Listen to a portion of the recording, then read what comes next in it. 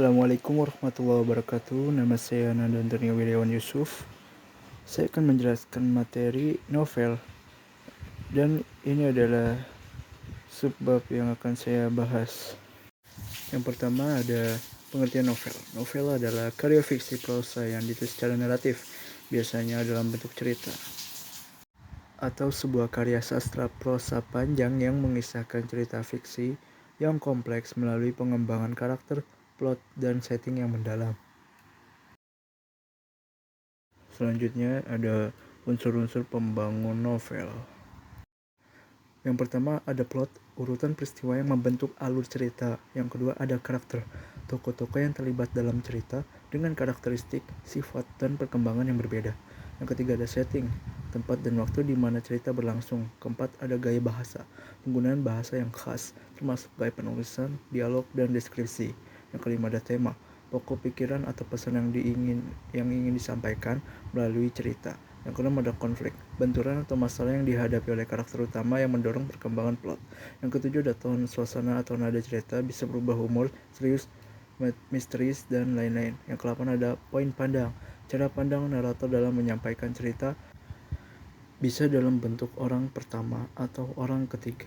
Kesembilan ada pengembangan plot, pengembangan cerita dari awal hingga akhir, termasuk klimaks dan resolusi.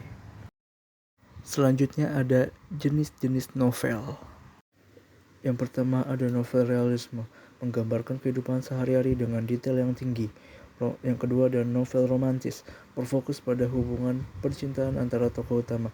Yang ketiga ada novel petualangan, melibatkan perjalanan dan tantangan fisik atau mental yang besar.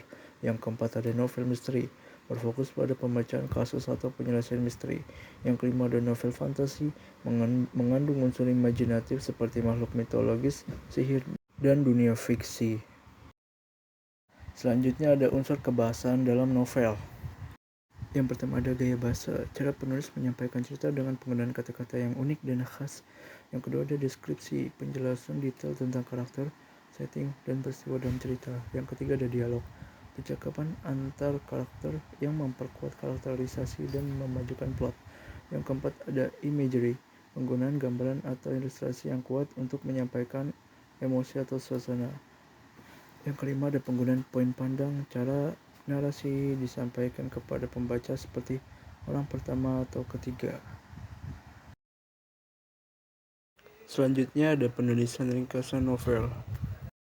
Yang pertama ada identifikasi tema utama, temukan pokok cerita atau pesan utama yang ingin disampaikan oleh novel tersebut. Yang kedua ada pilih poin-poin penting, tinjau plot novel dan identifikasi peristiwa-peristiwa kunci yang memajukan cerita. Yang ketiga, kenali karakter utama, perkenalkan karakter utama dan perkembangannya selama cerita. Yang keempat ada jelaskan setting, gambarkan tempat dan waktu di mana cerita berlangsung. Yang kelima ada sajikan konflik utama, identifikasi konflik utama yang dihadapi oleh karakter utama dan bagaimana mereka berusaha mengatasi konflik tersebut. Selanjutnya ada konveksi teks novel. Pertama-tama di sini tuh ada judul dan karya penulis. Habis itu ada prolog. Habis itu bab 1 mau jelasin tentang apa, bab 2 tentang apa, bab 3 tentang apa, dan terakhir adalah epilog. Selanjutnya ada penyunting teks novel. Yang pertama ada judul, yang kedua ada karya penulis, yang ketiga itu latar waktu, yang keempat latar tempat, yang kelima itu resolusi, yang terakhir ada epilog. Selanjutnya ada produksi teks novel.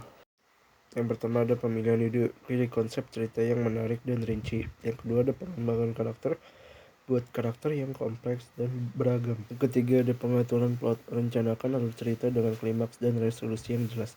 Yang keempat ada penulisan draft pertama, mulailah menulis draft tanpa hambatan pikiran. Yang kelima ada revisi dan penyuntingan, perbaiki dan periksa kembali naskah Anda untuk meningkatkan kualitasnya. Sekian presentasi dari saya, kurang lebih mohon maaf. Wassalamualaikum warahmatullahi wabarakatuh.